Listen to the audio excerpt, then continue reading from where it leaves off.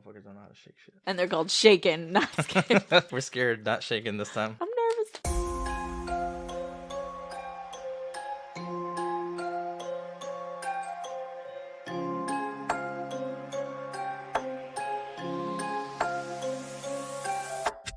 Welcome back to the Shaken Not Scared podcast. Here with you as always, your hosts, Erick and Vivi. Today we're going to be talking about the 2018 film Hereditary, directed by Ari Aster. Before we get into that, how are you, Vivi? I'm intimidated. Because this movie is intense and people love it? Yeah, it's a lot, but also excited to finally cover it. It's funny because I feel like this is one of those movies you don't want to watch again, but you kind of have to because you miss so much on the first watch. Yeah, if you watch this, watch it a couple times because you definitely can appreciate more of it. Oh, yeah. But other than that, how are you? I'm doing good. We're excited for Scream tomorrow. We're going to go see it opening night, so we got to binge 3 and 4 because we actually just covered 1 and 2 recently, so I don't want to watch those again. We've made the mistake of binge watching a lot of television this week up till really late, so pray for us. Yeah, my head hurts. But I'm also getting a tattoo this weekend, so I can't wait to share that. It's going to be a full back tattoo, getting like altar Dia de los Muertos Catrina type deal. I haven't seen it, putting full hope in my tattoo guy. He's never failed you. Yeah, he does great. So what do you have for creepy content? I actually watched this new documentary that just came out on Shudder. It's called Woodlands, Dark and Days Bewitched. It's a history of folk horror. It was one of those 4-hour documentaries that they tend to do when they do like the history of horror. I loved it. I thought it was going to be a view of folk horror through Britain and the US, but they actually focus on like cultures all over, which is refreshing to see in these documentaries. Did they do like South America's too? Yeah, they did. La Llorona was one of the topics covered. Japan, their folklore, like not as extensive as it could be. Definitely the first 2 hours focus on British and American, but the last 2 they tried to like, I don't know, be more inclusive. That's good. But was it just La Llorona or?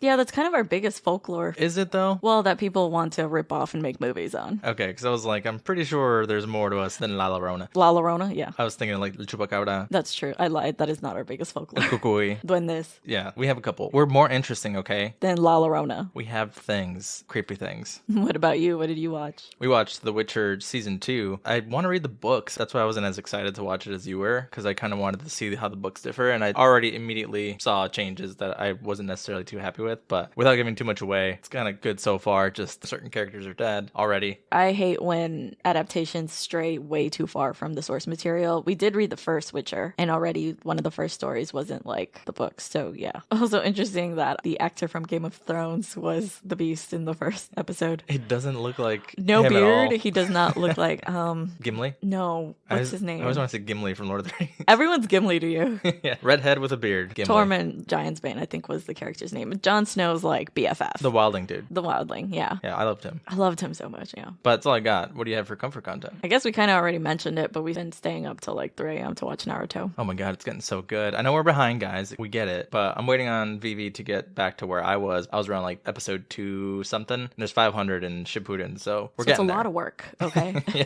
But I've also been shamelessly collecting Pokemon cards. I feel like a kid buying them because I'm nostalgic. Almost 30, and I'm like, is this a real good use of my money? I definitely saw another couple older than us in the Pokemon aisle. I think they were paying though.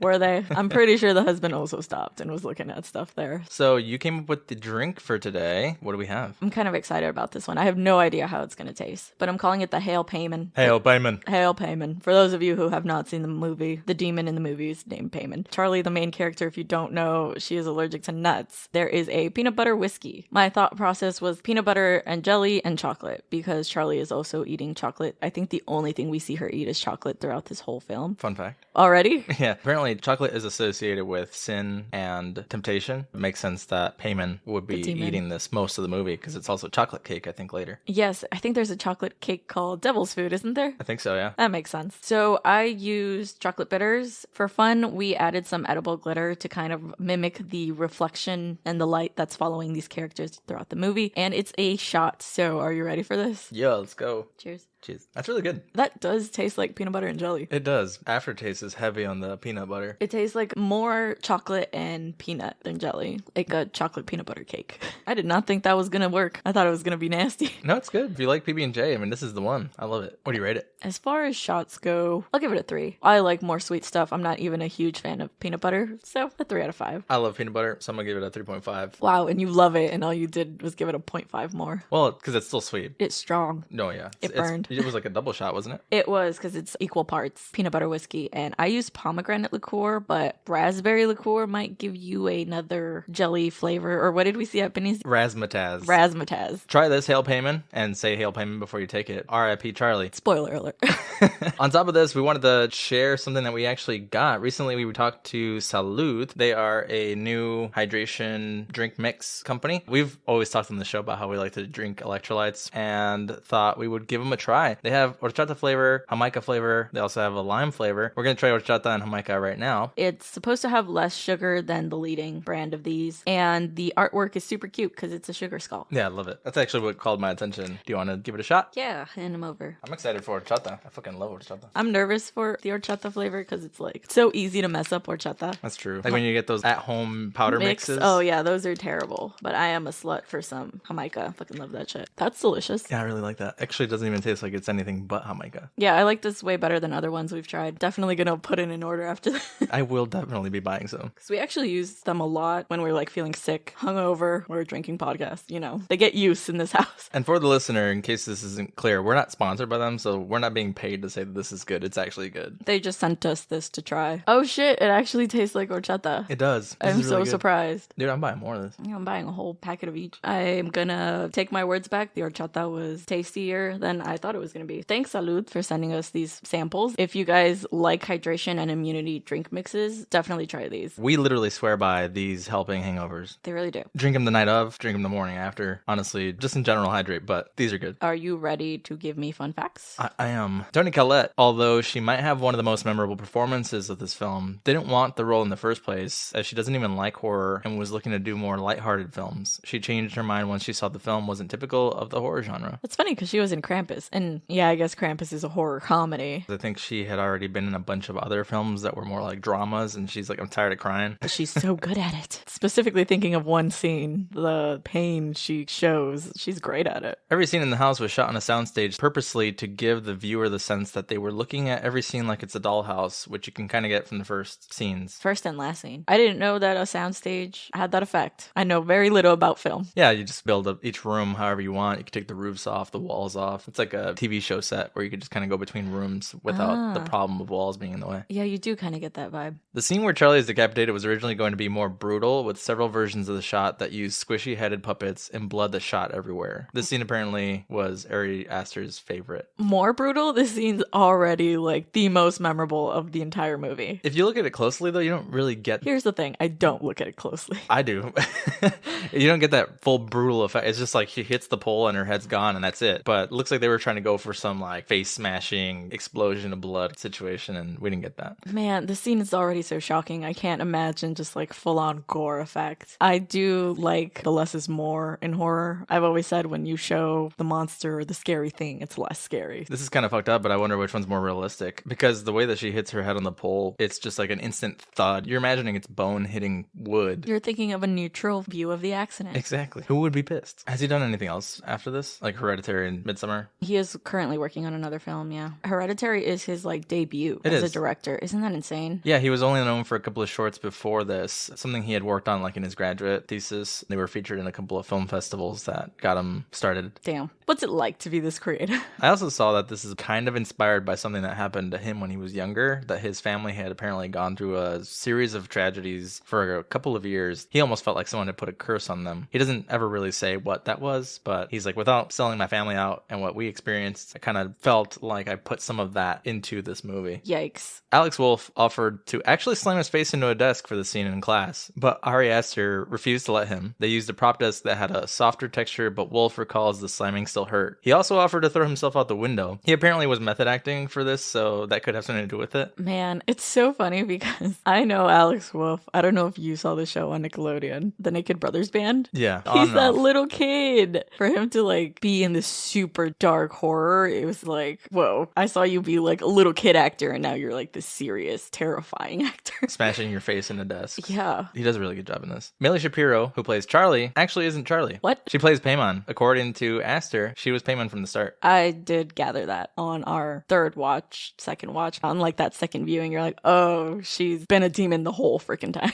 I didn't catch that at all. She still seems like a kid, but... She doesn't, though. The way she talks is very not kid-like.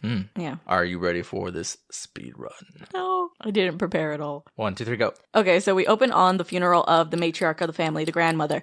I'm like freaking out. I can't even think of anything. Basically, Annie doesn't have a great relationship with her mother, and it shows in the way she treats her kids. Right after the death of the grandmother, Charlie's in an accident caused by Peter, and she is decapitated. Throughout the film, Annie's just kind of grieving, finding ways to reach out to her child, and unknowingly kind of invites the demon Paimon back into their home through a seance. The demon starts torturing Annie and Peter until eventually he possesses Peter. I've missed so much already in the plot. He possesses Peter because Annie is just like so hell-bent in figuring out what's going on, and she becomes possessed herself, accidentally killing her husband, and then in the final scenes, we get her chasing Peter around the house until he kills himself, jumping out of a window, and Paimon is able to enter his body, and then there's like this whole ritual at the end in the treehouse where they like worship him and explain what's going on. You did miss so much. You were I missed so 2 seconds off of a minute. That was so stressful. I kept blanking out because it was like... You were making the Toni Collette face. I was! There's like so much that you just can't even get into. Just imagine Vivi making the face that Toni Collette makes when she stares at Steve get burned. That's literally Vivi's felt face the entire time. The panic. I'm sweating. Do you want to give a brief? I can. It's going to be like the shortest brief ever on this very long movie. A grieving family is haunted by tragic and disturbing occurrences. I hate you. Who thinks this is okay? Enough. I mean, honestly, you could say that about any movie. We were recently on the Flyover State of Fear podcast, and Joe was saying the same thing, that these overviews are often hit or miss. You might as well have said, happy family. Until they're not.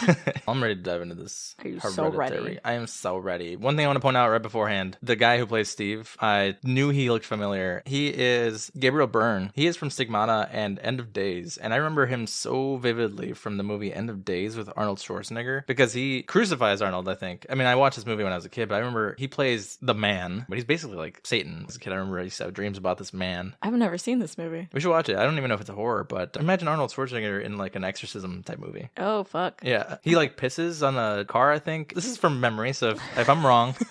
tell me as a listener, but I think he like pees on a car and his piss is like gasoline and he kills some dude with his exploding pee. It's crazy. That sounds like a comedy horror almost. No, it's serious. It definitely takes itself serious. Imagine... Dude, you gotta drink more water. I don't know what to tell you. He's related to Bennett Tramer. Oh, yeah. Gasoline fluids just coming out of them. Ready? Yes. So the first scene we get of this movie is a title card that is the obituary of the matriarch of the family, Ellen Lay. The obituary reads, she is survived by her daughter, her 2 grandchildren, and her daughter's husband. Her husband and son have passed away many years ago. The first visual scene we get is a pan over Annie's workshop. There are miniatures everywhere throughout the house, and we zoom into one of the miniatures that ends up being Peter's room. So apparently these dollhouses miniatures are really loaded and thematic throughout the whole film. It's evident that they're Annie's way of processing things. The film is shot to make you feel like it's in a dollhouse. I saw that this was because the characters are essentially pawns and don't exactly have control over themselves throughout the whole movie. Steve, the father, is going around collecting everyone for the grandmother's funeral. We find out their mom's already waiting in the car and he's going to wake Peter. He goes to look for Charlie and finds her in this huge treehouse. I was thinking about how big this place could possibly be, because when they show her in the beginning, it looks tiny. She's just got enough space to crawl around, has the space heaters. But spoiler alert, there's an entire cult inside of this place at the end of the film. That's true. Outside, it looks huge. Structurally, I don't know how it's standing. It's like on 2 trees. It's on like 2 twigs. Yeah. But Steve goes to look for Charlie in this treehouse, finds her there, and is upset, saying, why did you sleep here last night? You are going to catch pneumonia. And this is one of those instances where I say that Charlie does not talk like a child, because she just tells her father in a very like stern voice, like, that's okay. It doesn't matter. I just thought that it was because she was upset that her one grandma is gone, but also she looks like she's approaching teenage years. I thought it was just that she's just angsty. More awkward. Yeah. So they're at the funeral. You start to notice kind of weird things happening there. Charlie is starting to notice that there are people there who she's never seen before. Annie even points it out in her eulogy and is like, apparently my mom had this whole secret life that I didn't know she had. Secret rituals. Charlie also sees a lady anoint some oil on her dead grandmother grandmother's mouth. Super weird. There's a super creepy dude in the corner. Tell me that these people don't look like Titans from Attack on Titan when they're naked. They're just really awkward, and I'm waiting for them to run at me with their hands flailing. But Annie continues her eulogy. When this eulogy ends, you get the sense that Annie doesn't even feel like she knew her mother at all. Yeah, I think that's a big part of this. Little details just to point out here. Annie and her mother are wearing the same necklace, which we find out later is the symbol for Paimon. There is a scene where, while Charlie's observing everyone being weird at this funeral, she pulls out a bar of chocolate and starts eating it. Annie's like, that doesn't have nuts, right? We don't have the EpiPen. Is this a reasonable ask, though, of your kid? If you assume that she brought the chocolate by herself, it's like if I asked, because your brother's allergic, it's like if I asked him and I saw him eating a chocolate bar, I'd be like, yo, you sure that doesn't have nuts in it? I'd assume that he would have noticed himself because it's this fatal. So yes and no. One, my brother is not this deathly allergic, thank God, that we know of, to peanuts. When my brother was younger and in school, people would give out candy. It depends on how allergic you are to. So once he did eat a chocolate that had peanuts in it, and then my mom was called. Luckily, he takes Benadryl and he tends to be okay. My brother's 18 years old, and the other day someone made mole. Mole usually has peanuts, and he ate it. So he didn't know. It's not always super obvious, but later later on. But did he bring the mole with him in his pocket? He did. No. Okay, yeah, I get your point there. You would assume that Charlie would know enough not to buy peanuts. Clearly, this is just there to say Charlie's allergic. Very allergic. I know I'm shitting on it, but there's hard things to make fun of in this film. It's another one of those tragic films that we just gotta make fun of stupid stuff. Charlie also has like a nervous tick where she clicks her tongue. Obviously hates Annie. When she's giving the eulogy, she's drawing Annie like she's a monster. This is a weird movie to watch as someone who has also lost a parent or someone in general, because Annie gets home and is like, should I feel more sad? And I know exactly what she means. I brought up to you when my dad had passed that funerals kind of become like a reunion for some people, and unless you're the person affected, the other people who arrive sometimes make you feel like you're there to entertain versus grieve what's happening. I understand her, because at the time I also felt like I didn't even have the chance to be sad because I was dealing with so many people. This is not to say I'm ungrateful. It's just to say that you are so distracted by so many other things that you haven't even sat down to think about it. I think there's an old saying that nothing brings people together more than weddings and funerals. I can't imagine. I wouldn't want to deal with people at all during these moments. No, honestly, just tell everyone to go home and stop putting oil in my mouth. Ew. To Steve's credit, because he is a psychiatrist, I believe, he tells Annie she should feel however she wants to feel during this grieving process. And this is where we get her creating a miniature. She has obviously been commissioned to do some work for a gallery, but she is putting together a miniature of her mother in hospice. Steve is going around and doing his job to check in with everyone in the family. Checks in on Peter. Peter says he's doing kind of meh. We find out later that the grandmother wasn't even that close to the family until her final days. Annie is probably the one mostly affected. And Charlie, who is very close to her grandmother. Annie has a 7-month deadline, which ends up becoming a burden to Annie because she can't really focus on her project. When Annie goes to check on Charlie, Charlie's standoffish and she's like, I miss my grandmother. Annie's like, you know that you were her favorite, right? I've never seen you cry, even when you were a baby. And she comments, yeah, well, grandma always wanted me to be a boy. These are little hints that Charlie was never Charlie. Charlie was born Paimon. If she's Paimon, why would she even care about her grandma in If the you're first Paimon, place? you want a male host. You wanted to be a boy. But if you're Paimon, doesn't grandma serve you? It seems like the grandmother has married Paimon in some kind of weird ritual. And that's why she's Queen Lay? Yeah. Ah, that makes a little more sense. But that's kind of weird either way. It is very odd. A lot of this is very odd. While Annie is talking to Charlie, we notice it zooms in on some writing in the wallpaper. We assume they're conjuring or chant words that come into play later because everyone in this house has one in their room. Annie even later puts this one specifically in her model. I think it says Sotanya. Satoni, which sounds like Satan-y.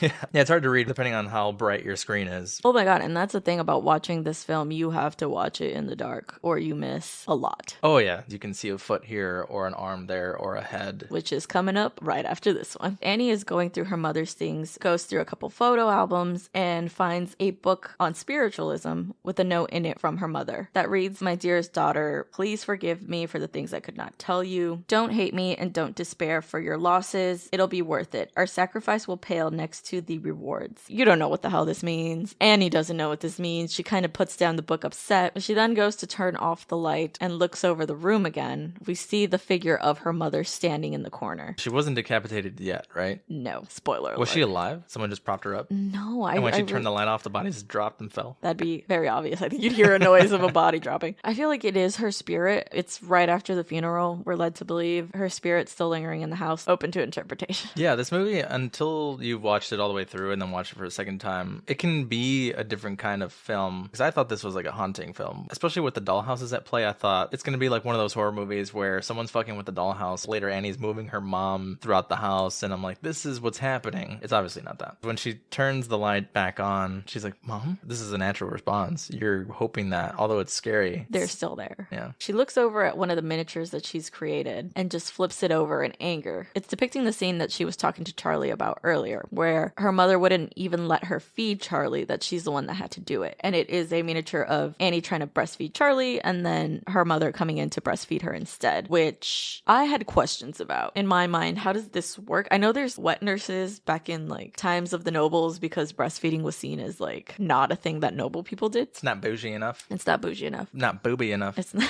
I just meant like, how does her grandmother have milk to feed Charlie? It's milk powder. It's powdered milk. She's so old.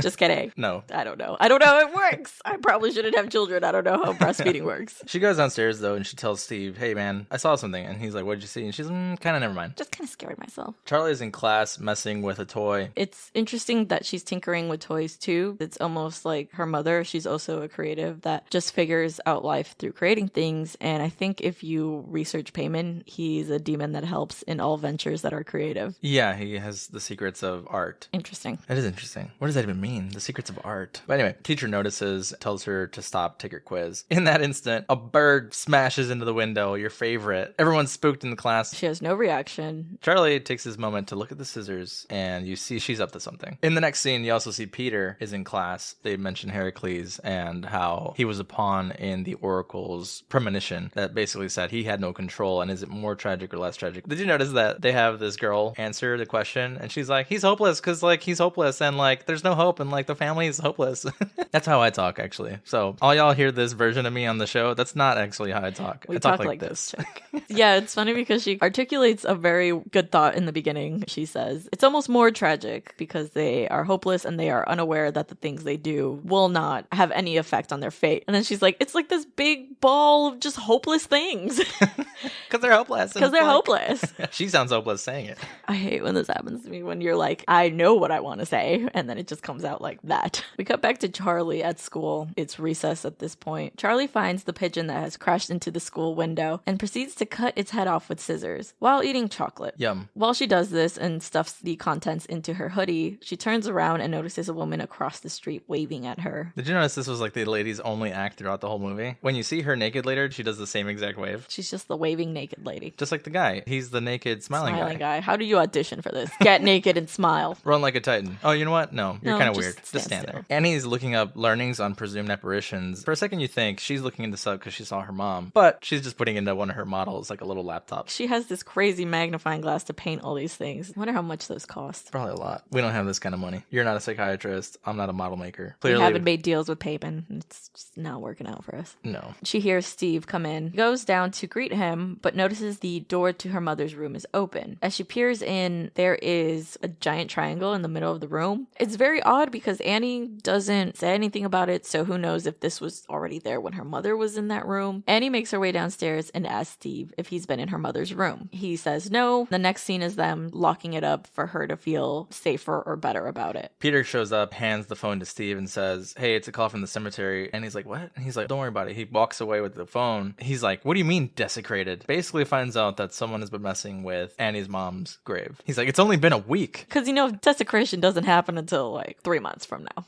I think this is one of those instances where you notice Annie's and Steve's relationship a little bit. It seems like he tries to shield Annie from everything. He kind of like enables her later on. Do you think it has to do with him being a psychiatrist though? Because we kind of had this question. I'm sure he's noticing things in Annie's behavior as a psychiatrist that makes him think that she's doing XYZ thing. But isn't there a conflict of interest to practice on someone who's connected to you? Yes. So there's like some fan theories that say that Annie actually used to be his patient and she went to him when her brother died. That is like super illegal. I don't think you're allowed to date your patients because then he just becomes this enabler for her and we see how that just does not work out. I don't know if that has been confirmed or denied. So Steve doesn't tell Annie about the desecration. She's kind of like, all right, well, I guess I'm going to go see a movie. Going to the movies is something else. She's going to grief counseling. And I don't understand why she wouldn't tell her husband this if he is a person in the medical field. He'd probably be like, oh, that's great. great. You're talking to somebody about this. It's one of those sensitive things that even if it seems irrational to us, it's something that when you're going through it, sometimes things just don't make sense. Like you're embarrassed. You don't want to accept That's true. That this is what you're experiencing. Could be a couple of things. She explains that her father died when she was a baby. He was a depressive. He would starve himself and died. Her brother was diagnosed as a schizophrenic because he would say their mother tried to put people in him, which you know now he wasn't schizophrenic. This was actually happening. She also mentions her mother suffered from DID and dementia, so we're learning that mental illness is pretty prominent within this family. She then explains that she was estranged from her mother for many years. She didn't let her go anywhere near Peter, but when Charlie was born, she felt guilty and let her have a relationship with Charlie, which she kind of regretted immediately because she got her hooks into her so fast. She says she doesn't necessarily know what she feels guilty about, but she's putting all this strain on her family and she feels like they can't handle it. The guy who's leading the counseling is like, what do you feel blamed for? And she's like, I don't even know. And that kind of shows you how fragile this family dynamic is. She can't tell her husband that she's going to this group. She can't really talk to them about grief. Get the sense that something's just not super strong in their relationships. What's sad about this, though, is that the family has a fucked up relationship for the reason that grandmother has been doing things to them behind their back. There's so much that's in their background, but it's not even their fault. Apparently, this is why the film is called Hereditary. They have inherited their family's trauma.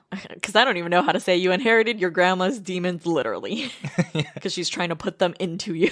Why would her mother not tell her? Why wouldn't her mother say, hey, since you were a kid, we are doing this thing together? Because I think Annie would have been like, hell no, get away from my kids. But she's doing it to her already as an adult. You might as well groom her too as a kid and say, hey, we're going to do this family thing. Not to say that this is okay, but she could have brainwashed Annie a long time ago instead of affecting these people without them knowing. Which is like the whole theme, right? They're unaware of their fate. They have nothing that they can do to stop it. Also, I just don't think a mom would willingly give her kids to a demon. I don't know. It depends on what kind of mom you are. I don't know.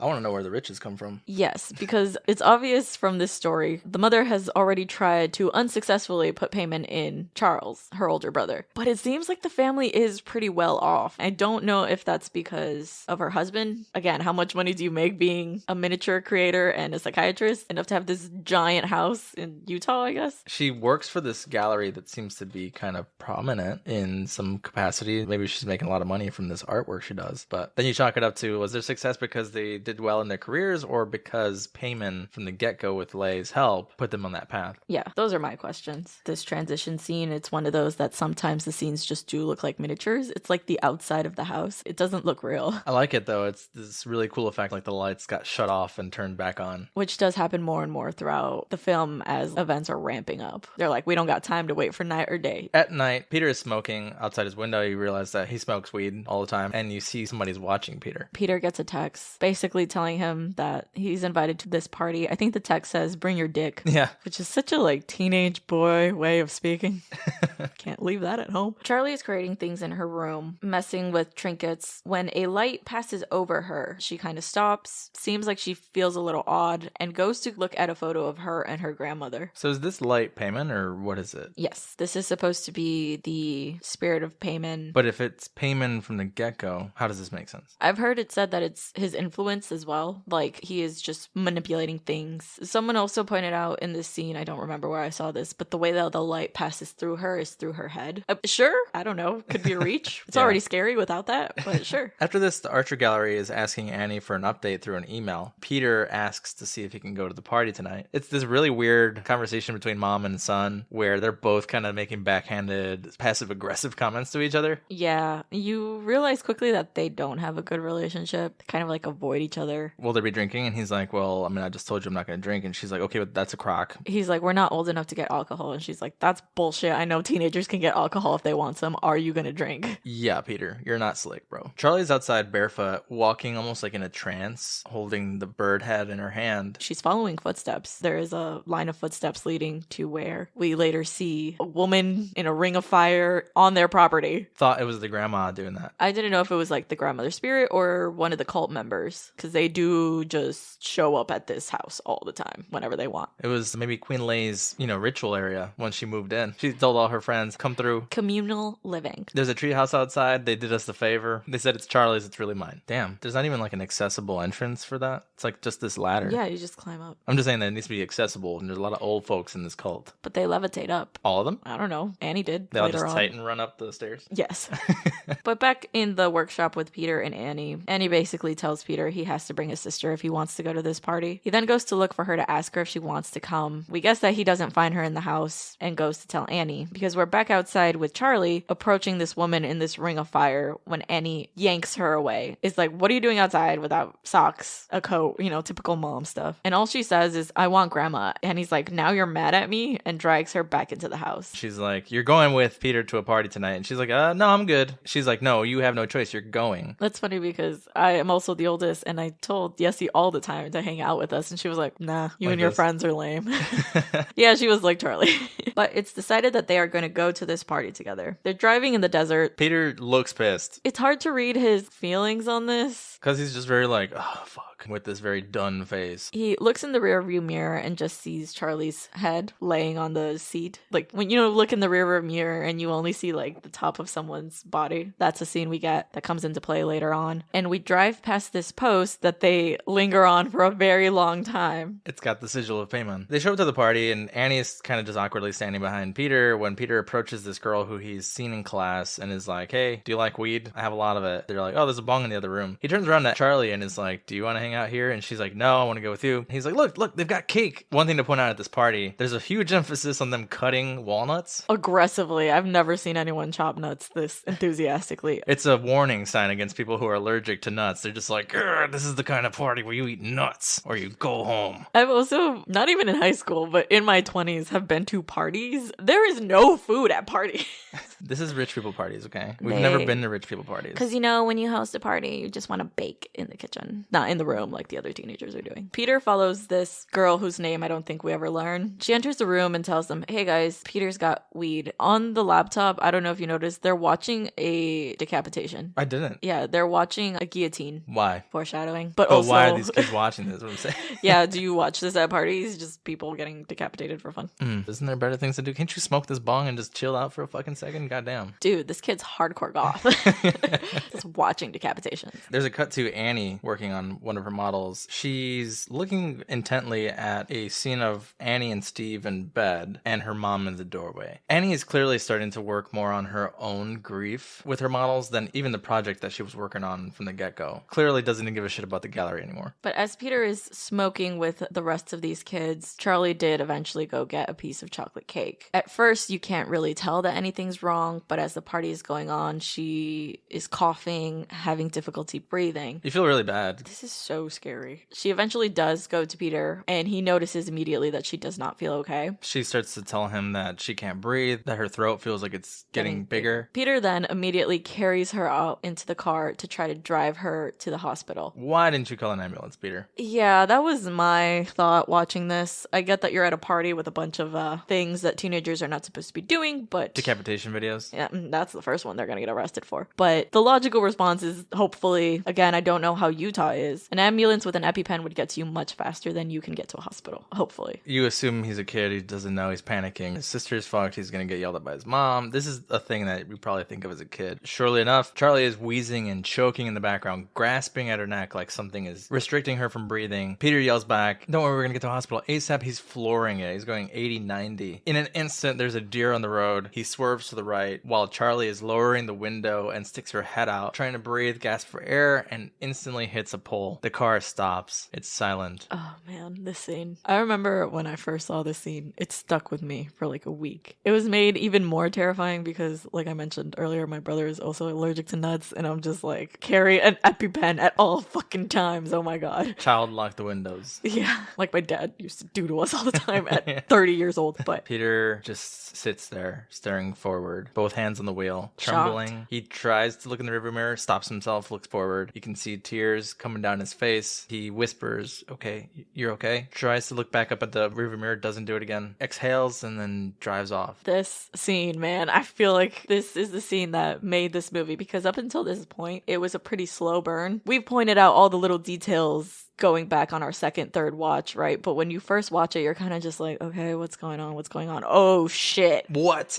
What the fuck? We watched this with some friends. It was like 2 a.m. They were all falling asleep, you included. When this scene happened, you guys all woke the fuck up. You forgot you were tired. Yes, that's how crazy this scene was on first watching it. To the point where when we're taking notes, I kind of don't even look up. I'm like, I don't want to see it again. Really? Yeah. It doesn't show much. Even when he's trying to look back, you as the viewer don't see what's left of the body. Until later. He, in this state of shock, just drives home, not sure what to do. It seems like he just goes to bed and lays there. As he enters the door, you can hear Annie whisper to her husband, oh, good, they're home. And they're like, okay, go to bed. Yeah. My parents would have beat my ass the moment I got home. Whether she was dead or not, they'd be like, what time is it? Why the fuck are you barely getting home? Why weren't you answering my calls? One time I took my little brother with me for the first time. We were of age and, he's handicapped. So I brought him with to a party. It was a college party. But we showed back up home. It was like 2 a.m. My dad sermoned me for like 4 or 5 hours. It was daylight out by the time we were done. Like, it was horrible. You're drunk and like whatever. But this would not have happened. That happens here. They're just kind of like asleep in the room. Don't even verify that both of them are intact. Yeah, I guess it's just being Latino because my mom waited up for me until I was married and out of the house. She still stays up for you now? Probably.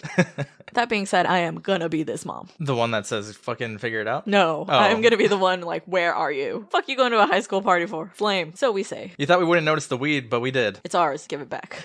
Peter lies in bed, but he definitely doesn't fall asleep. He just has his eyes open all night. We get a close-up of his face as it turns to daylight. Annie says that she is going to go to the store. She makes her way to the car, and we just hear this blood-curdling scream, indicating that Annie has discovered Charlie's body. It's so eerie, too. While that's happening, we get a flash of Charlie's head on the pavement with bugs and deterioration. And you thought, as an audience, you weren't going to see anything, and they're just kind of like, just kidding, here it is. Got you. Scream 2. Join her. Yes. Right after you see Annie's despair, her grief, screaming and crying in her room while Steve holds her, she's on the floor, yelling about how much it hurts, she's in pain, she wants to die, it hurts too much, and Peter just stands there in the hallway. I can't imagine Peter's feelings right now. I couldn't even tell you what I would feel if I accidentally killed my sibling. I feel like the theme of this film is just poor Peter, because he was truly just minding his business. I think the moment I most felt bad for Peter is later when she decides to go to the grief counseling again, and he shows up on his bike from school. Yes. But he takes a moment to brace himself for entering the house. I'm like, dude, that's so sad that he himself feels to blame and he can't even face his own family without feeling afraid and reminded of what he did. If this happened, I think there would be a whole investigation. I guess maybe we don't see that, or... Is it because it's an accident? An accident's an You accident? can still get charged with accidental manslaughter in vehicles when you've hit someone. Under the influence? He was high? And he was high. Yeah, no, he definitely would have probably went to jail. Who knows what the rules are in Utah? Honestly, jail would have been better than what happened to him. Someone found that head. Yeah. Or realistically, if someone had, it's gruesome to say, but like driven past there in the night, run it over. Yeah. Speculation. I would say that this is probably the most realistic depiction of grief that I've ever seen in a movie, and it's in a horror movie. So many films kind of like glaze over, like, yeah, they're depressed 3 months later. No, It shows you Annie's grief. You feel her pain. The scenes after this are clearly that the funeral ensued. They're lowering Charlie's body into the grave. People are leaving this post-funeral gathering at their house. On Annie and Steve's wall, we noticed that it says Zazas, Z-A-Z-A-S. So we're starting to see more of those texts. Similar to how he acted during the first funeral, Steve goes from room to room, kind of checking in on everyone. He finds in Charlie's room the last drawing that she did, which was the decapitated pigeon with the crown on it. That night, Annie is starting to sleep in the treehouse where Charlie slept. It's lit up with a red hue, the space heaters that are set up around Charlie's treehouse. The next scene is Peter in class, tearing up, thinking about what happened. It seems he has PTSD because in the classroom, he is seeing the rear view mirror. He doesn't see Charlie's face in it this time. He is then later seen smoking with his friends. They're making fun of this dude, calling his girlfriend princess. They're like, oh, what a simp, basically. And then one of the dudes like, I wish I had a girl to call princess. Yeah. Talking shit, but you're jealous. In that moment, Peter starts to realize his throat feels like it's closing and he starts to panic. They notice and they're like, dude, are you okay? He's like, just hold my hand. He starts to scream cry. He's shown Joan getting home, bracing himself. Annie's waiting in the car, and she drives off. Do you notice that Peter never drives again? He's riding his bike. Rides his bike, asks for rides. He's traumatized, probably thinking, I don't want to get behind a fucking wheel ever again. And kill somebody again. Never even look at a car again. Annie's driving to the grief counseling, but she doesn't get off. She just watches it, and as she decides, you know what, fuck no, I'm not doing this, she drives away and notices a lady standing in front of her car. She pulls over, and the lady's like, wait, hold up, I've seen you. What's going on? How are you doing? And she's like, what? Yeah, your mom passed away a few months ago. I remember you. And she's like, oh, we're doing good. She kind of gets it out of her that her daughter just died, and that's why she was thinking about going. But she's like, no, I don't really want to. And Joan just throws her trauma on her immediately and is like, my son died. I think it's her way of getting her to trust her. It's like that thing, like shared trauma. You're not going through it alone, and it works. They start to share stories, and she's like, you know what? Here's my information. My name's Joan. Call me if you need anybody to talk to. She gets home. She gets up in the middle of the night. Steve stops her. Can you stop going out there? It's fucking cold. And she's like, I just want to get some rest. Because it seems like she sleeps pretty calmly out there. Yes. Anytime she sleeps in the house, she has nightmares or sleepwalks. I think I would too if that was happening to me. If she's going to bust her shit climbing down to the treehouse and that's what's going to wake her up. That's true. It's a precaution. Peter's in the other room and he hears a tongue click. There's someone sitting at the end of his bed and it's creepy. They're just sitting there looking away from him. I think he tries to get a better look and realizes that it's because we all do this where you're going to sleep at night and you think your like jacket hanging on the door is like a demon, and then you look and it's your jacket. And then it's a demon. And then it's a demon. This is what that scene is. I was thinking like our demons who are all black animals and do just walk around in the dark, and sometimes I'm like, oh shit. Because we just wear all black. Sometimes I see a pile of our clothes and I think it's Elvira or Loki. Yes, this happens, okay? The next scene is one of the mail slot in their door. The mail is already there. Someone comes by and shoves a seance flyer on top of all of them. I don't even know what role this plays because it's not like Annie finds it and is like, oh, let me look into this. Joan is the one who forces the seance onto her anyway. So I think the cult at this point is hoping that Annie is so grieved that she'll seek this out on her own. And when she doesn't is when they keep sending Joan in to kind of manipulate her into doing it. Since Ellen died, she's the one in control now. That's true. It looks like she's like her second in command. Yeah. So she doesn't have subordinates who can help her. Annie's working on her project and she's kind of done staring off blankly and notices in the distance she has a note that says call the gallery. She keeps thinking about this update that she has to give, but her mind's not all there for this. When she goes to reach for it, she drops a bottle of paint and it falls onto Joan's phone number. So when we first watched this, I asked you to rewind this scene because I also thought she knocked it over, but she's nowhere near that paint bottle and it just falls. Oh. And I think in some commentary I saw, they say that you could see Paimon's light knock over the paint. I don't remember seeing that. This makes me want to go back and watch. She sees that Joan's number is on this note right after we get this shot of Annie approaching Joan's place. Immediately she notices this doormat that says Joni on it. It's embroidered. And when Joan opens the door, Annie's like, oh, that's funny. My mom used to make ones just like that. Joan brushes this off, serves her tea, and is immediately asking her questions about her daughter. Do we know why she takes that thing out of her mouth when she drinks from the tea? Not sure. Not sure if it's ritual tea. Tea is used a lot in so many herbal folk movies, as we see later on a lot in Midsummer. They use tea as like hallucinogenics and things to like open up the spirit and body. But Annie tells, again, a heartbreaking story of how she discovered Charlie's body. She said the first thing that tipped her off was that there was a smell in the car. And when she looked over, she saw her little fingers, what was left of them, clawing at her throat, but she couldn't see her face. Like the way she tells it is insane. It is like very believable. She also says that her blood was black like tar. Was it because it was Paimon's blood? Or just because of over time it dried up? Yeah, that was my question too. I thought it was more of a dried blood looking black. But who knows? Could be demon blood. Joan then immediately asks her how her relationship with Peter is, and Annie kind of stops crying immediately and becomes stoic. She tells the story about how when Peter and Charlie were younger, Annie used to sleepwalk a lot. That she woke up one night in the middle of sleepwalking, seeing her kids covered in paint thinner, herself covered in paint thinner, and what woke her up was her lighting the match. This also woke up Peter. He never trusted her after this. She says that she put it out immediately, obviously, but their relationship was ruined since then. Once Steve found out, it took me a really long time to convince them that I didn't do this on purpose, but how does anyone deal with that? The next scene is Steve cooking, and you get the sense that he's trying to have some normalcy. Peter walks in and he's like, hey, did you sign up for your SAT prep course? Like typical parent stuff that like when you're grieving, you're like, I don't give a shit. Right after Steve walks in on Annie modeling the death scene, he's like, Jesus Christ. She's like, what? What if Peter sees this? And she's like, this has nothing to do with Peter. It's a neutral view of the accident. Again, very evident that this is how Annie is just processing things that are happening in the family. Steve, however, Oliver is not here for it. He is pissed. And he's like, I made dinner. Come eat or don't. Do whatever the fuck you want. The next scene is an extremely tense and awkward dinner between the family. Annie is kind of tapping her plate with her fork, not really eating. Steve kind of tries to ask Peter a few questions about school. Peter answers kind of normal, but then it goes back to silence. Peter looks at Annie and is like, is there something you want to say? It's funny because she's acting like she's the teenager in this scene. Yeah. Because she's like scoffing at things they say. He's like, yeah, it kind of just seems like you want to say something. And she's like, what would I want to say? He's like, say it. Maybe you'll feel better. And she's like, I'll feel better or you'll feel better. And he's like, whatever, just fucking say it. And this is what causes her to lose it. I'm your fucking mother. You don't raise your voice at me. Basically saying that all she gets from Peter is resentment. I slave away and all I ever get is that smirk on your face. I wish that I could save you from what you did, but you have to face it. Peter never takes responsibility, and until he can do that, she cannot forgive. She kind of sits back down to dinner, and Peter very quietly goes in for the kill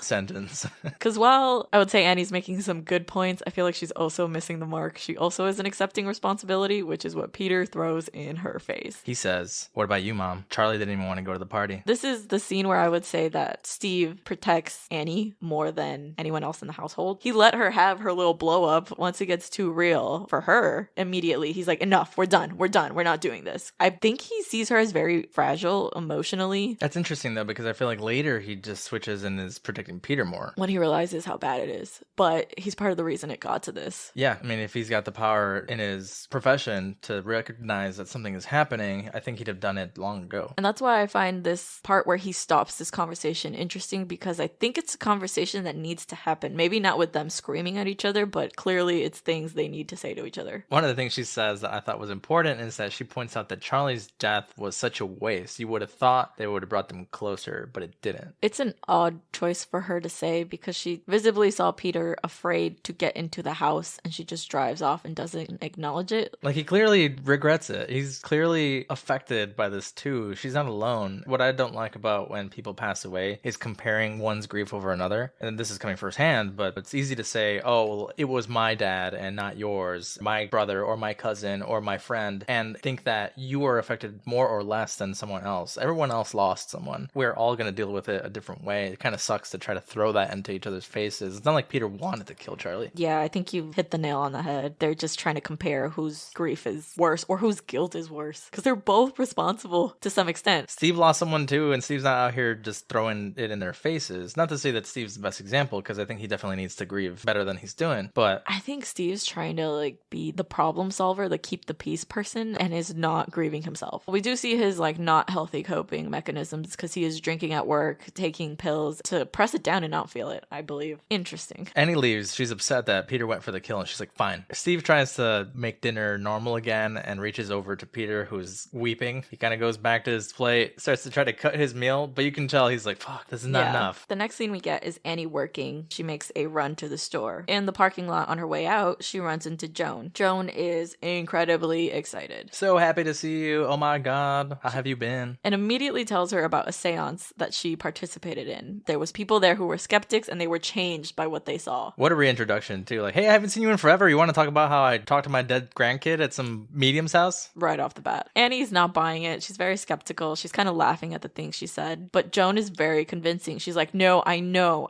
what you're thinking. I thought the same thing. Just come with me, please. Let me show you that it's real. Annie does. The next scene is them in the house, with Joan setting up a candle and a glass on the table. She asks, are you here? Annie is kind of spooked because she starts to look around like something is happening. They ask, slide the glass if you're here. They both put their hands on the glass and it moves. Annie is like, what the fuck? She looks under the table. Joan continues and is like, say yes by moving the glass right, say no by moving the glass left, asks a series of questions, and the glass is moving continuously. Annie even feels air on her hair and is like, oh my god. I think it's funny right after this because she's like, please stop. And Joan is like, what? Yeah, she looks at her so mad, but then immediately tries to be like, I understand. I also freaked out too. She looks at her disgusted. Like, fuck do you mean stop? This was so much work to put together. You're being so rude. I had the whole cult here last night. Do you have any idea how hard it is to do a seance? But as Annie is trying to leave, very freaked out, Joan hands her a candle, hands her a paper with the incantations on there. Did you notice that Annie asks the same question that Steve asks later? What language even is that? And she's like, I don't know, just read it. Just do it. She also notes, make sure that when you do it, everyone is there. It's really important, specifically, that your son is there. She doesn't even say that. Steve. She's like, your son. Make sure he's there, please. Important. Don't forget your son, though. But mainly your son. Who gives a shit about your husband? Yeah. Make sure your son's there. But Annie is just trying to get out of there. Joan tells her this final thought, like, you didn't kill her, Annie, which is kind of something that she needed to hear, or wanted to hear at least. When she turns around, we see Joan's head reflected by a mirror. It's just her head, basically saying that your daughter's not dead. She's not gone. She's still here. On her drive back home, Annie is visibly shaken up, and this is only made worse when she hears a tongue click in the backseat of her car. Scary. Poor Annie. The next scene is Annie at home at night. She can't sleep, and this is one of the nights that she's not in the treehouse. She starts to see ants crawling all over her bed. They lead up to a windowsill, gets up, follows them. They lead to Peter's room. It's a very shocking scene because his face is just engulfed with ants crawling in and out of his eyes, nose, mouth. Mimicking the scene we saw with Charlie's head in the road. She is about to scream when Peter wakes up and asks her, what are you doing? Are you sleepwalking again? And she's like, what? No, I was just checking on you. And he's like, why are you scared of me? She confesses that she never wanted to be a mother, and she's kind of shocked by her own confession. She just gasps. He's like, why? She's like, she pressured me. I didn't feel like a mother. And this is where we learn that Annie's mom is the one that pressured her to have children in the first place. Why? He needed sacrifices. Because she might have been part Hispanic. And just asking for grandkids every chance she gets. Honestly. But she's like, I tried to have a miscarriage. What? You tried to kill me? And she's like, no, I wanted to save you. And he's like, no, you wanted to kill me. And he starts to cry. And it's increasingly getting more intense between the two of them because they're just yelling and screaming and crying at each other. They are getting covered in paint thinner. Like, it seems to be coming out of their bodies and engulfing them. When I first saw this, I thought they were just getting sweatier. I thought it was like a comedy. Where like you're nervous and you're sweating. When he asks, why did you try to abort me? She's like, I was doing it to protect you. I feel like in her subconscious, she knew that something was wrong. And giving her mother these grandchildren was like the worst thing that she could do. Yeah, with Annie being in the same house when her older brother died, she had to have seen some things that her mom was doing in secret. Yes, some clues that she might have repressed. A match is lit and is thrown into the room. As it is engulfed in flames, Annie wakes up for real this time. And the next scene is cut to her in the bathroom by herself practicing the seance. She is waking up everyone in the house, telling them that they need to come downstairs. The way she wakes up Peter is very interesting because she gets super close to him and says, I'm sorry for everything. I love you. Please come downstairs. Cool. Good conversation, Mom. Can you imagine? I already think she hates me. Why is she on top of me? Knowing that she sleepwalks, you'd be like, oh God, are you sleepwalking right now, Mom? You pointed out this is one of the few movies where the parent is the one that sleepwalks and not the creepy kid. Yeah. Peter and Steve making their way downstairs. Steve is like, what the fuck is happening? Like, he's very done with what's Very going on right now. Annie continues to explain. They're kind of like, I don't really know what you're doing here. She's like, okay, cool. I'll bring the table to you guys then. She lights a candle on the table. She's like, I did this with a lady a couple of days ago and it worked. I know you don't believe me, but it worked. She finally convinces them to do it. They put their hand on this glass. Paper's on the table and Steve's also like, what language even is that? Yeah. Annie asks for Charlie to move the glass. She asks them to concentrate on Charlie and for her to move it like she did earlier. For a while, nothing happens. And then the glass is thrown across the table. Everyone freaks out. Annie is super excited. Steve is like, what the fuck? Peter is scared. Peter mentions he can feel the air flexing. It's very interesting that Annie and Peter are the ones that can feel the shift in the room, but Steve isn't. Well, Annie explains it and says that she's a medium, and maybe Peter has some of that trait in him, if that's true. And again, plays into the title of the movie of things being passed down from family. I don't think she's a medium. I think she was manipulated into doing this, but she says it kind of explains the weird things that she's been seeing for weeks now. She was asking the spirit of Charlie to draw something on her sketchbook. Obviously, the sketchbook is what she chose to link her to Charlie. They hear a crash behind them. The flame that's in the candle just blows out like a flamethrower. They just stand there staring. Annie looks like something went inside her. She closes her eyes and then starts speaking in Charlie's voice. It's really creepy.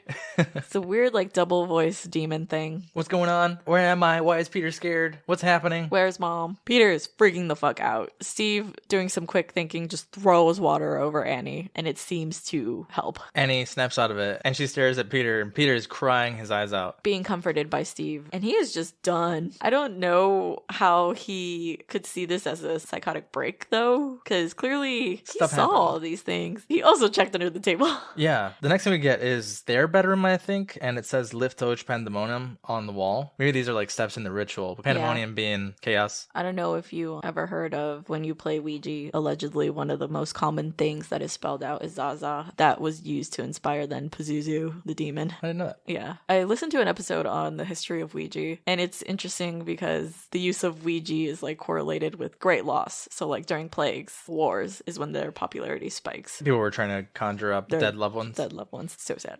Yeah. And Pazuzu was what? Just like a combination of letters that would come up often? Often. So and then it became like the lore that's the demon that you conjure. Oh, well, that's kind of could- less believable now. I thought Pazuzu was a cool name, and now I'm like, oh, it was just an accident? I could be wrong. It makes sense, though. That night, Peter is just in his room, freaked out from what happened. We get an image of someone standing in the background of his room again, and they don't notice. This is one of those moments where I would say you have to have your brightness up, lights off, because you miss a lot of the people inside the home if you're not looking for them. Yeah. Peter's in class and sees the Paimon light flash. He sees his reflection smiling at him. So fucking creepy. I think I would scream instantly. He kind of does, because here's the click, which is what snaps him out of it. And he's like, I gotta go to the bathroom. Apparently, he has called his dad, just completely convinced that something is after him after this seance, and he would be right. The next scene is Steve calling Annie at home, telling her that Peter has called him in hysterics. And this is interesting. From this point on, anytime Peter is referred to, Annie goes, Charlie? She does that in this phone call. And he's like, what? No, Peter. He says, I have a son to protect, and you need to stop doing this stuff that's freaking him out. I guess as a psychiatrist, he's starting to realize I need to do something about this. Too late. Yes. He hangs up on Annie at the end of that call, and Annie's like, don't you ever hang up on me, and she's pissed. Don't hang up on me again. I'm not sleepwalking anymore. Like, that was like the main argument happening here. She gets a call from the gallery right after. Annie blows the fuck up. She snaps. She's holding a chair, literally, a little chair, breaks it, and goes in on the models. The next scene is Steve getting home from picking Peter up. He walks upstairs. He's like, what's that smell? Walks in on Annie, just sitting there, stoic. Everything in the shop is destroyed. He's like, what the fuck happened here? And she says she just got sick of looking at it. Steve's like, I don't have time to dissect this right now.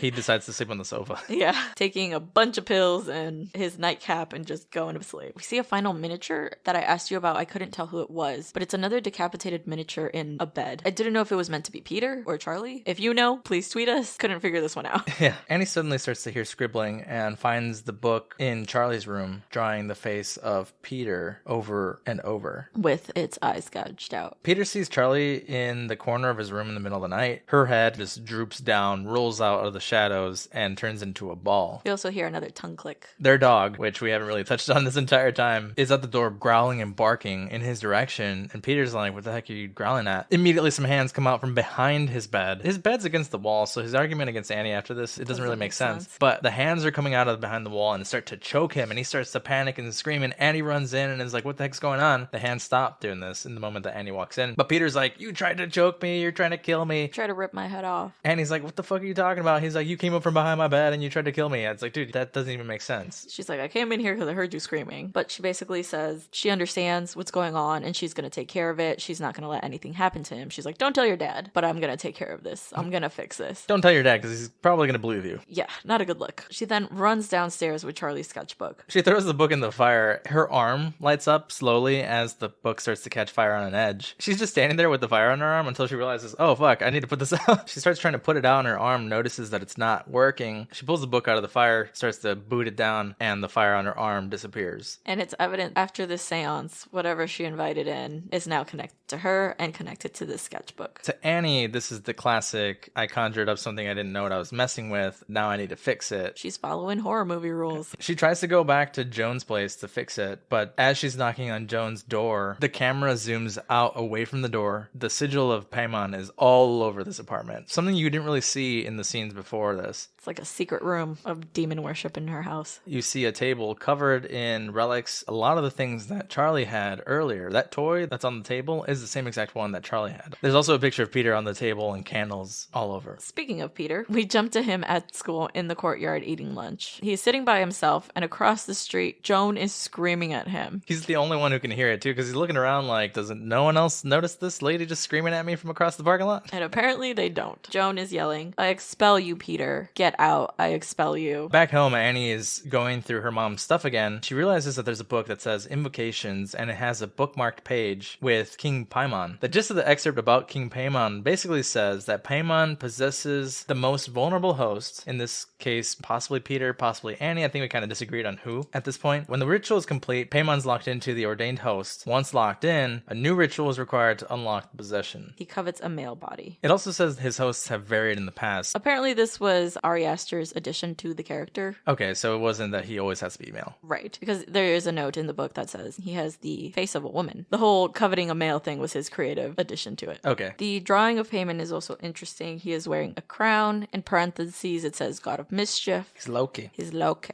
And he's carrying 3 heads. We disagreed on who is the most vulnerable at this point in the story, because I said the most vulnerable right now is Annie. Paimon is using Annie to then make Peter more vulnerable in order to possess his body. I just thought Peter was the most vulnerable because he's clearly being the most affected physically by what's happening. He's getting the ear clicks, seeing his own reflection smile back at him. He keeps seeing this light. So I thought that's why Peter was the affected. There's like some meaning to this excerpt that says unlocking and locking the ritual between the hosts. Yes, which we took to mean once he is in a host and locked in there, the way that he is released is through decapitation, which we see a few times. In order to correct his female form, they had to decapitate Charlie. Once Charlie is no longer there, Annie starts to become more vulnerable and is the one possessed by Paimon, because she then decapitates herself, and that is when Paimon is finally able to enter Peter. Gotcha. Then Peter is now the most vulnerable. Yes, and he can only enter when they're at their most vulnerable. So for Annie, in the scene we'll see next, that is when her husband dies. We also get photos that Annie never saw before. There is photos of Joan clearly being a friend of her mother's, photos of her mother in a wedding dress in this weird ritual looking thing where coins are being thrown at her. The final photo is actually a family photo of Annie, Charlie, Peter, and Steve. Looks like they're on vacation or something. And the photo underneath it, it's clear that the photo has been blown up and put into this ritual party because they're all praying. So fucking creepy. Can you imagine seeing this as a parent? Taking these like photos that are clearly just for fun with you and your family, and they're being used somewhere else by people that you don't even know. By your mom being one of them. Worshipped. Yeah. Oh man, fucking unsettling. Peter back at school sees the light leading to a room at school. At the same time, Steve is writing an email back home to his colleague psychiatrist. He gets an email from the cemetery with pictures of the dug up grave. It's pretty bad. It's like very dug up. Hell yeah, it's like someone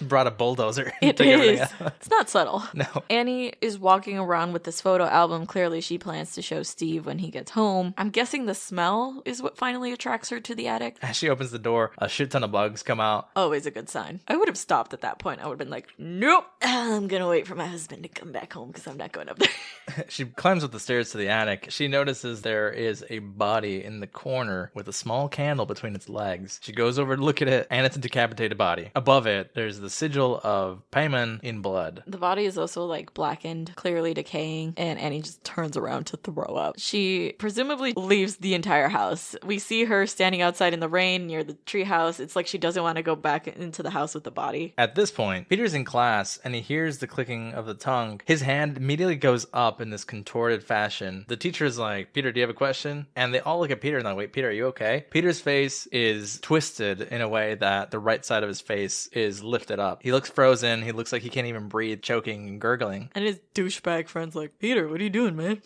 Fucking embarrassing me. His face smashes the fucking table once sideways. His face goes back up. Everyone's like, what the fuck is he's bleeding? In an instant, his face just goes down face first, and he starts screaming, flailing out of his chair, hits the desk. It's really blood curdling, and Peter looks distraught. This kid, Alex Wolff, did so good in this scene. Yeah, he did pretty great too in this movie. We were pointing out some of the kids in the background though, because we paused it when he's freaking out. Zoom out on the class, and you can see everyone just looking in shock. And there's this one kid in front who's like super unimpressed. Yeah, he's like, what is all this? Just wanted to let all the listeners know that Eric had his hand up the entire time that he was describing that scene. Did I? Yes.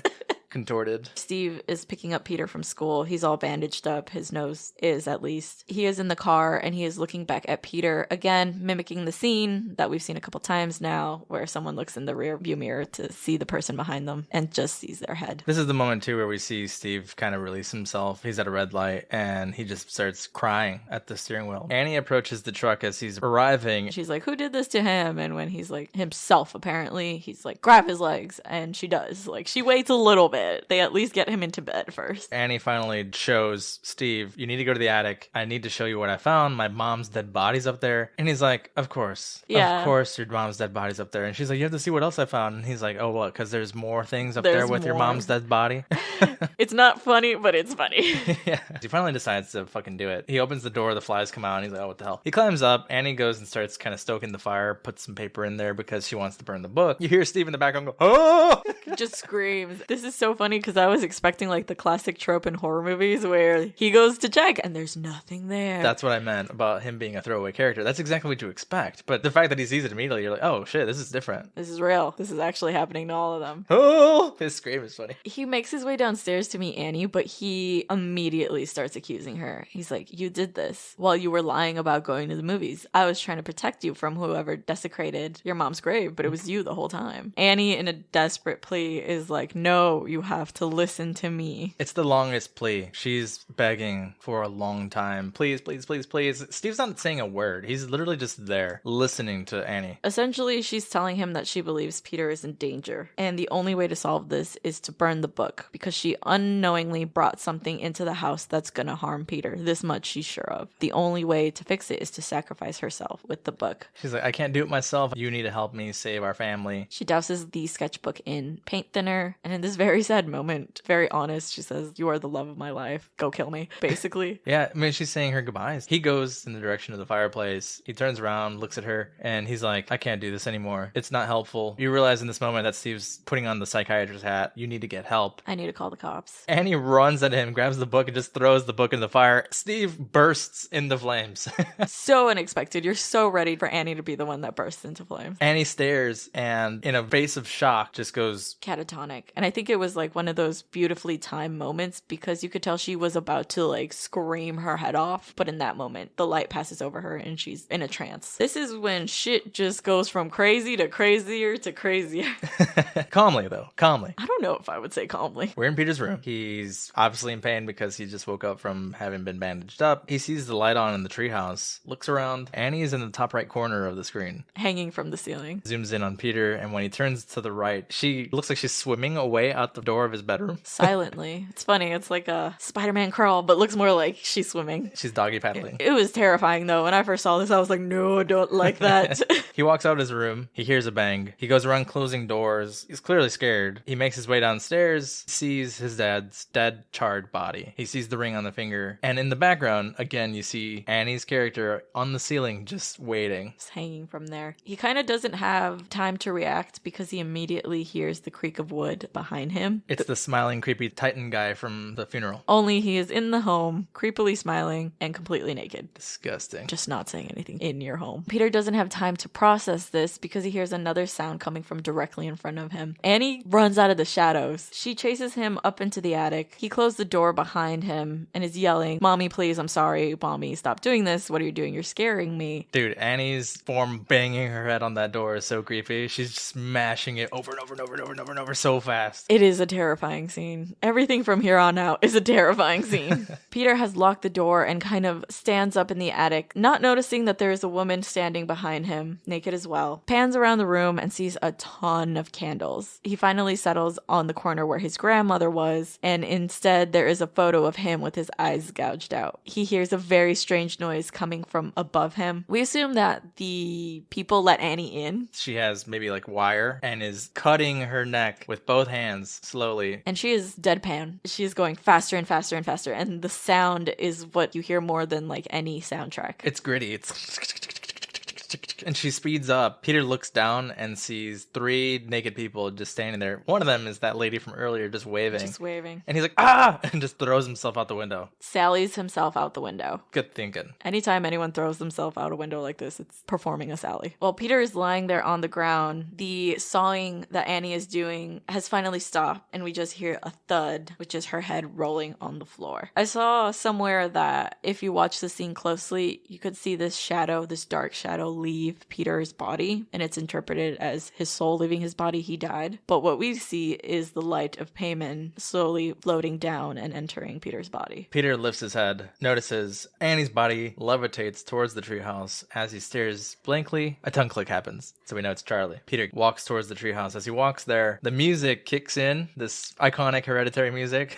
He notices these people, naked, standing in the tree line, climbs up the stairs of the treehouse. It's very artistic. Strangely beautiful for something something very disturbing. He enters the treehouse, and what he sees is a bunch of people naked, bowing down. We don't really see their faces. Looking more closely around the room, he sees a statue with Charlie's head on it. And a crown. So ugly and disgusting. It is a sight to see. Right in front of that mannequin are the bodies of his grandmother and his mother. And I thought it was interesting because they're the only ones facing the Charlie mannequin while everyone is facing him. Again, you could say notions of their bloodline, whatever you want to call it. He pans around the room once more and notices a picture of his grandmother saying Queen Lay. As Charlie stares, Joan's in the background and grabs the crown, puts it on Charlie. Joan continues to speak and says, "You are Paimon, one of the 8 kings of hell. We've corrected your first female body and given you a healthy male host. We reject the Trinity. We pray directly to you. Give us knowledge of all secrets, honor, wealth, and good familiars. Bind all men to our will. As we have bound ourselves to you. Hail, Paimon." Hail Paimon. Hail payment. Where's my payment? We're supposed to get riches. Yeah, the last shot looks like another miniature created by Annie. It is just Peter standing in the middle of all this praise, and that is it. I also noticed on the second or third watch, the film starts with a miniature of Peter's room and ends with a miniature with Peter in it. Oh yeah, it's a cool effect. Man, I can't believe we made it to the end here. So before I knew that Charlie was Paimon, I thought, what would a 13-year-old be in this body thinking? Like, I didn't ask for this.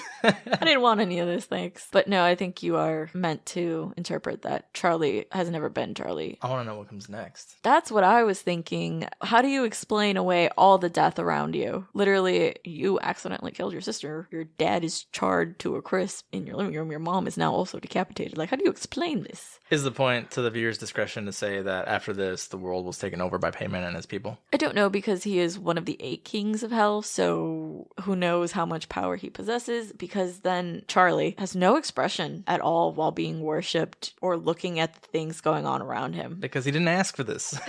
He's like, I was having a grand old time being a king in hell, now you brought me to earth, made me human? What the fuck? Now I gotta give you riches? Fuck. What did you think? Oh my god, is this film so much? You have to watch it multiple times to understand some of the things that are going on here. Even when you do, you might not understand everything that's going on here. It's just a horror movie unlike any other I had seen. You think you know, right? You think it's gonna follow the tropes. You think it's gonna be a haunting movie, and it is not. I love this movie. I don't think I would watch it a million more times, but I do like Ari Aster's work so far. You'll hear about it more because we're gonna talk Midsummer next week, but yeah, I just loved it. What did you think? I do appreciate it more now that I've seen it several other times. The themes in the background, the tragedy, things that I related to. I think that in different ways, whether you've experienced it yourself or even put yourself in the character's shoes, it fucks with you mentally. Like, what would I do? So I like it too. Midsummer, can't wait to talk about it, but I've seen that movie too many times. Yeah, spoiler alert for next week. I definitely like that film more than Eric likes that film. I think I like this one more than Midsummer. I would say I like this one more just because it messes with you more. So what would you rate it? I would rate this 8.5. What about you? I'm going to give it a 10 because it scared the shit out of me when I first watched it.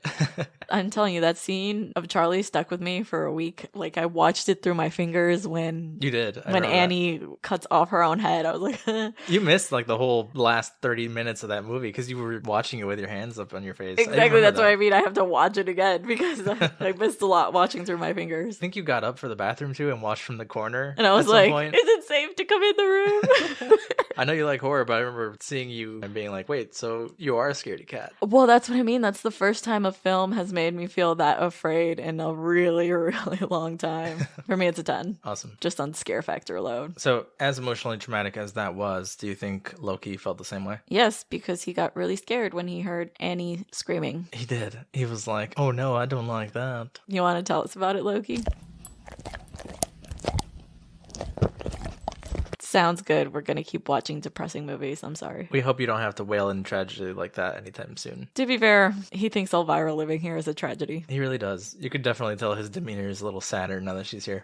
He's not the baby anymore. He's disappointed in us. Yeah. I hope he doesn't get depressed when we bring more animals into the house, which we will. Then he's really going to be questioning our sanity. He's going to be like, stop bringing things into this house. Did King Paimon make you do this? Something's happening because it's not natural. It's funny when we go to our parents and he's much happier because Elvira's not there. Yeah, it's weird. Poor The things kid. that dogs pick up on is so funny. But is that pretty much it for us here? Yeah, I'm ready to go watch Scream 3 and 4. Let's do it. As always, we hope you guys had a good time here with us. You can follow us pretty much anywhere at Shaken Not Scared Pod, except Twitter. Twitter is Shaken Scared Pod. You can send us an email at shakennotScaredPod@gmail.com. Support the show on Patreon. You can get early access to episodes or a bonus episode and themed drink idea every month. We currently have a poll to pick January's bonus episode, so if you want to have a say in which one we do, go sign up for our Patreon. Listen wherever you get your podcasts, give us a follow, check out our drink videos, make sure to like them. Rate, review, all that good stuff. Okay, thanks. Bye. Bye!